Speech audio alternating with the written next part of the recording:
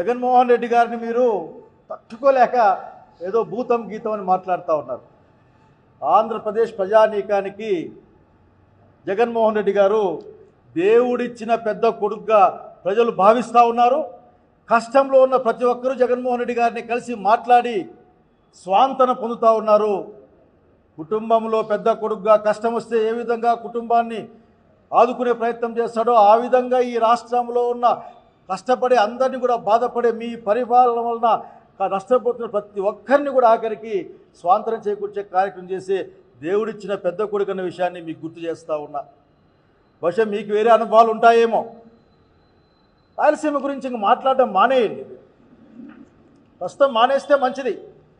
మొన్ననే కదా కడప నుంచి అనంత ప్రగతి ఆంధ్ర ప్రగతి గ్రామీణ బ్యాంకుని ఆంధ్రప్రదేశ్ ప్రగతి గ్రామీణ బ్యాంకుగా అక్కడ ఉన్న హెడ్ ఆఫీస్ని తరలించి మీరు అనుకునే అమరావతిలో పెట్టుకున్నది. మర్చిపోతే ఎట్లా? మీరు అనంతపురం జిల్లాకు రావాల్సిన all India institute of medical సైన్సెస్ని దాన్ని తీసుకుపోయి మంగళగిరిలో పెట్టుకున్నది. అప్పుడే మర్చిపోయినారా మీరు? మర్చిపోతే ఎట్లా? మా మన్నవరం ఏమైంది? మా రామాయపట్నం పక్కనే ఒంగోలు అదేమైతా ఉంది? నెల్లూరుకు వాళ్ళు రావాల్సిన ఎయిర్పోర్ట్ దగ్గర నుంచి ఆఖరికి సీపోర్ట్ వరకు ఏమైంది? సమాధానాలు మీ దగ్గర నుంచి మాకు రావాలి.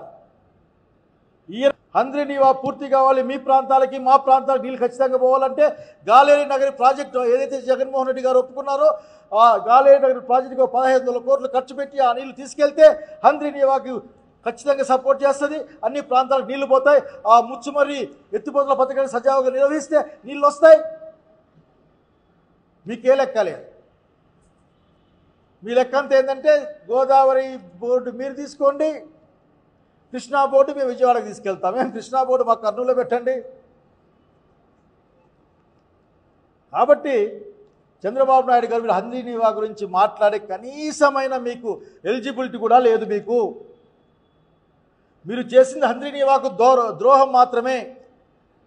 మీ తర్వాత వచ్చిన ప్రభుత్వాలు వీళ్ళందరూ చేసిన కృషి ఫలితంగా నీళ్ళు ఈ రోజున కాలువకుండా పోతూ ఉన్నాయి.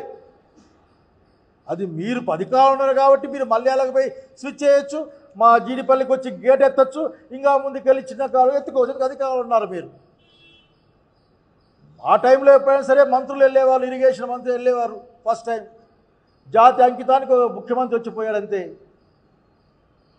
కనుక దయచేసి మాటికి మా జిల్లాల గురించి కానీ రాయలసీమ జిల్లాల గురించి కానీ ఇంకా మీకు చాలా ద్రోహాలు చెప్తాం. మేము రాయలసీమ ద్రోహాల గురించి అదొక ప్రత్యేకమైన అజెండాగా తీసుకుంటాం. ఒక రోజున